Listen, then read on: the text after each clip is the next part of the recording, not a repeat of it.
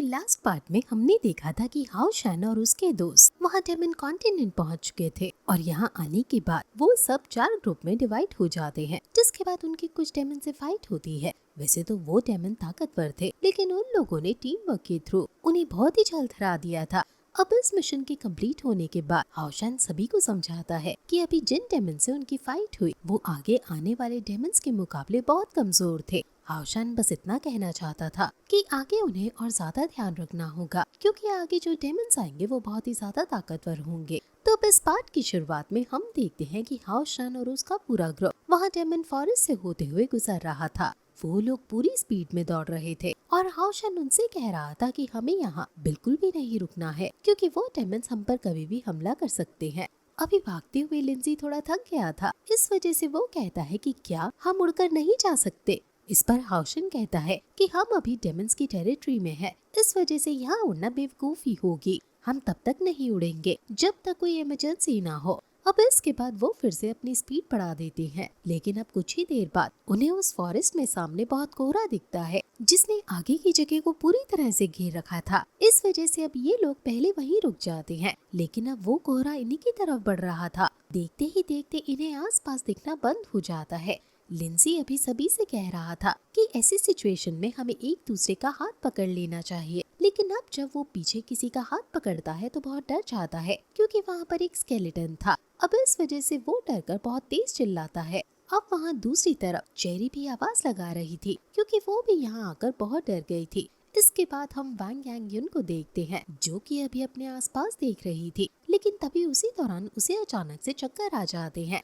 अब इस तरफ हीलर को दिखाया जाता है, जिसे अपने सामने लिंकर दिखाई दे रही थी। वो यहाँ उसके पास आता है और उसे पकड़ते हुए कहता है कि डरो मत, मैं तुम्हें प्रोटेक्ट करूंगा। लेकिन इतने में ही लिंकर अपने मुंह से कुछ गैस रिलीज करती है, जिससे हीलर को भी चक्कर आ जाते हैं और वो भी नीचे गिर जाता है। अब इसके बाद हमें जियायू को दिखाया जाता है, जो कि यही आगे बढ़ रहा था।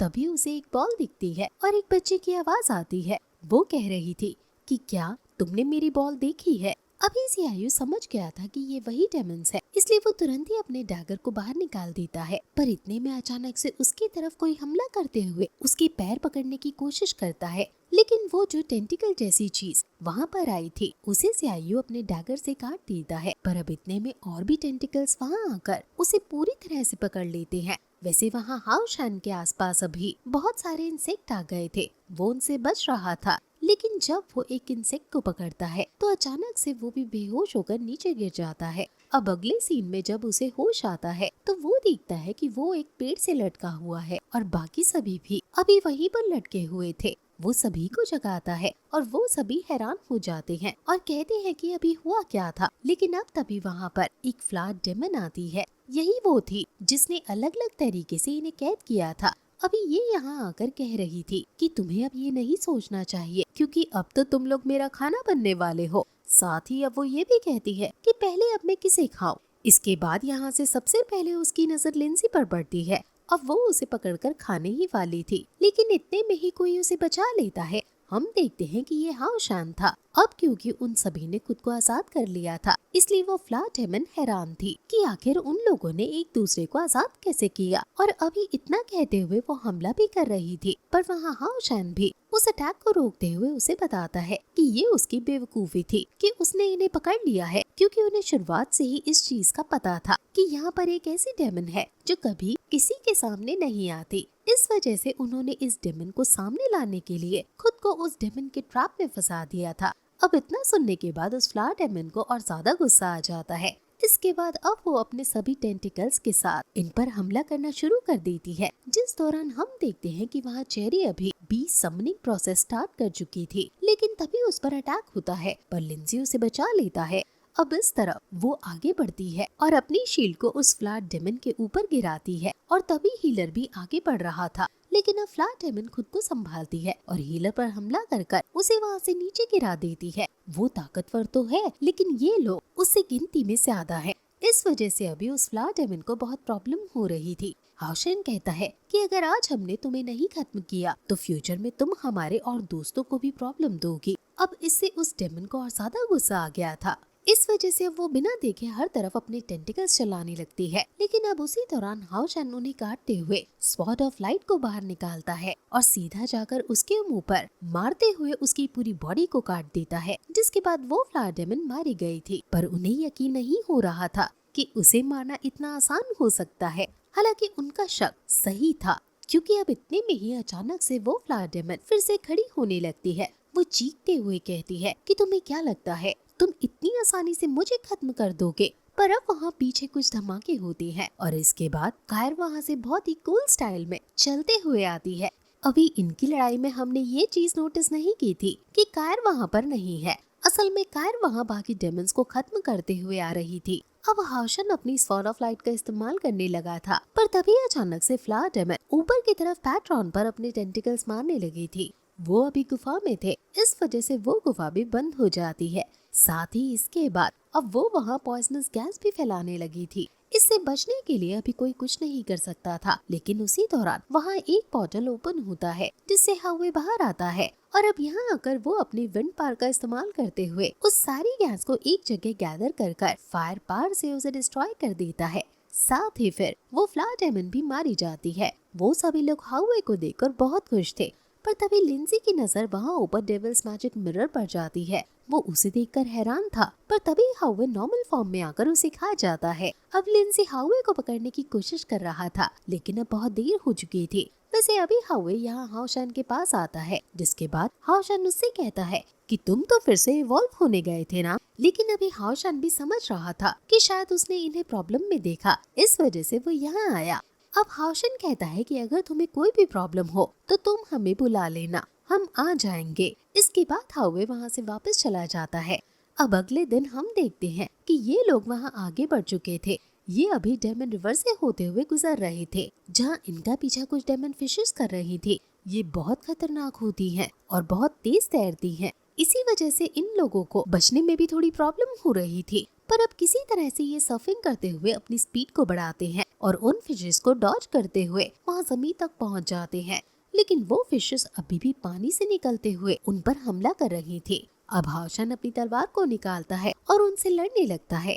ये सिर्फ अटैक ही कर सकती थी, बाकियों को नहीं पता था कि ये क्या है। इसलिए हाओ शन उन्हें समझाता है कि ये खास तरह की फिशेस है। इनकी बॉडी बहुत हार्ड होती है, जिसे आर्मर बनने के लिए यूज किया जाता है और उससे ही लेजेंडरी आइटम्स बनते हैं। अभी हाओ शन को अकेले उन सभी को मारने में बहुत प्रॉब्लम हो रही थी, लेकिन जब वो ये बात बताता है कि इनसे लेजेंडरी आइटम्स बनते हैं, तो लिंजी को ये बात काम की लगती है। इसलिए अब उसने तुरंत ही अपने रेड क्रिस्टल को बाहर निकाल लिया था। वो उसका इस्तेमाल करता है और एक साथ बहुत सारे फिशेस को मार देता है, जिसके बाद अब वो उन्हें कलेक्ट करने लगा था। लेकिन तभी हाओ शन कहता है कि हमें संभल कर रहना होगा, क्योंकि ये अकेले नहीं रहती हैं, ये हमेशा ग्रुप में रहती हैं। अब इतने में उन फिशेस का जो किंग था वो जाग जाता है, जिसके बाद वो सभी छोटे फिशेस इन पर हमला करती हैं। वो एक साथ आ रही थी, इस वजह से वहाँ सुनामी आ रही थी। लेकिन तभी से जियायु आगे बढ़कर एक बैरियर क्रिएट करता है, लेकिन वो फिशेस इतनी ज्यादा थी कि जियायु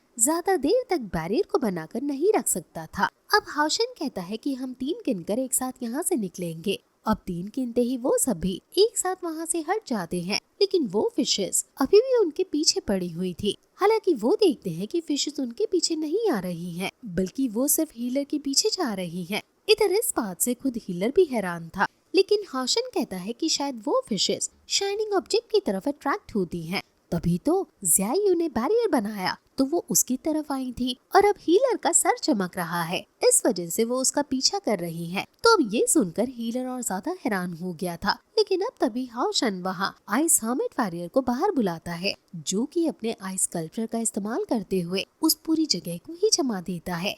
इससे अभी ऊपर जो फिशेस थी वो मारी जा चुकी थी और पानी में जो थी वो बाहर नहीं आ सकती थी। लेकिन तभी पानी में बहुत ही तेजी से हलचल होने लगती है। इससे आइस हर्मिट वॉरियर समझ चुका था कि ये इनका लीडर है। अब वो तुरंत ही सभी से भागने को कहता है, जिसके बाद सभी लोग भागने लगे थे, पर वो हैरान थे कि आखिर हम भाग क्यों रहे हैं। लेकिन फिर आइस हर्मिट वॉरियर बताता है कि इन फिशेस का लीडर बहुत ही ज्यादा पावरफुल है। बहुत पहले उसे खत्म करने के लिए कई सारे पावरफुल लोगों ने ग्रुप बनाया था, लेकिन वो सब कामयाब नहीं हुए। आइस हर्मिट वॉरियर बताता है कि लेवल के हिसाब से देखा जाए तो ये 10th लेवल पर है। अब ये सुनने के बाद सब लोग और भी ज्यादा हैरान हो जाते हैं। अब इसके बाद उन फिशेस का लीडर वहाँ बाहर आता है। वो इतना ज्यादा खतरनाक था कि ये लोग उसे देखते ही डर गए थे। साथ ही अब ये और भी ज्यादा तेज से भागने की कोशिश करते हैं, लेकिन ये ऐसा नहीं कर पाते। पर अब जब फिश किंग वहाँ जंप कर रहा था तो हाओ शैन सभी से रुकने को कहता है, और अब जैसे ही वो फिश किंग नीचे पानी में गिरने लगता है तो उसके बाद हाओ शैन सभी से कहता है कि यही मौका है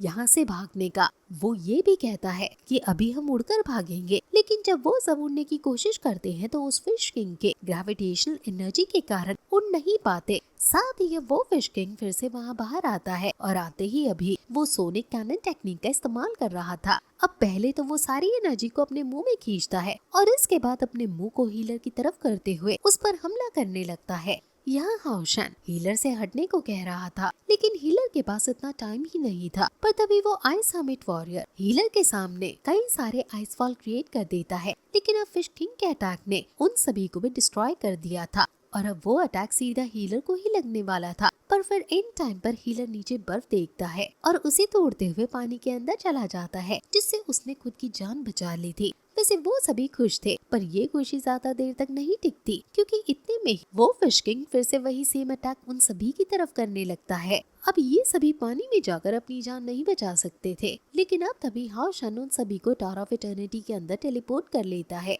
वो सभी वहाँ आकर कह रहे थे कि अच्छा है, कैप्टन ने हमें सही वक्त पर टेलीपोर्ट कर लिया, वरना आज हम मारे जाते। लेकिन अब इतने में ही अचानक से टावर ऑफ इटर्निटी धीरे धीरे टूटने लगा था। वहाँ उसके पार्ट सभी नीचे गिर रहे थे। इन्हें लगता है कि कहीं वो फिश किंग यहाँ भी तो नहीं आ गया। अब जब वो ऐसा सोच रहे थे तो तभी सामने एक बड़ा सा पोर्टल ओपन होता है और उसमें हमें उस फिश किंग की आंख दिखाई देती है। वो अभी इनसे कह रहा था कि तुम मुझसे बचकर कहीं नहीं जा सकते, पर अब इतने में ही उस जगह का टाइम रुक जाता है। वैसे ऐसा एलेक्स ने किया था। वो सामने आते हुए कहता है कि क्या तुम ये बात फिर से दोहरा सकते हो, जिसके बाद अचानक से वो फिश किंग एलेक्स को देखकर बहुत डर जाता है और तुरंत वहाँ से भाग जाता है। अब यहाँ उसके जाते ही एलेक्स ने अपनी पार से टावर ऑफ इटर्निटी को फिर से पहले की तरह कर देता है। अभी हाओ शैन भी ये देखकर बहुत हैरान था। वो सोच रहा था कि क्या सच में एलेक्स इतना ज्यादा पावरफुल है कि वो फिश किंग को जो लेवल 10 पर है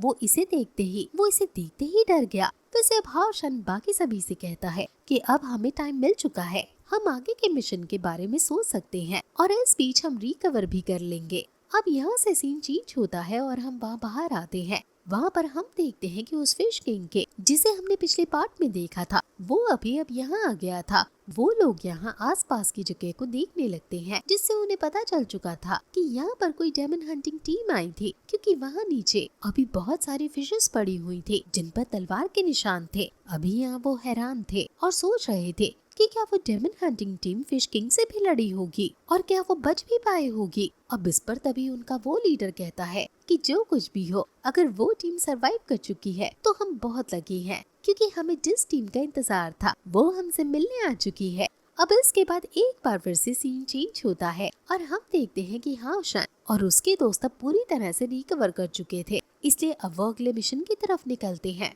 उन्हें अब वो 100 डेमन्स खत्म करने वाले मिशन को पूरा करना था, जिसके बाद अब वो उस जगह पर पहुंचते हैं। वो जगह देखने में बहुत खतरनाक और बहुत बड़ी थी। हीलर कह रहा था कि कैप्टन, क्या आपको सच में लगता है कि हम 100 डेमन्स मार पाएंगे? अब हाओ शैन कुछ कहता तो नहीं, पर वो पूरी तरह से कॉन्फिडेंट था। और इसके बाद अब ये पार्ट यहीं पर एंड हो जाता है।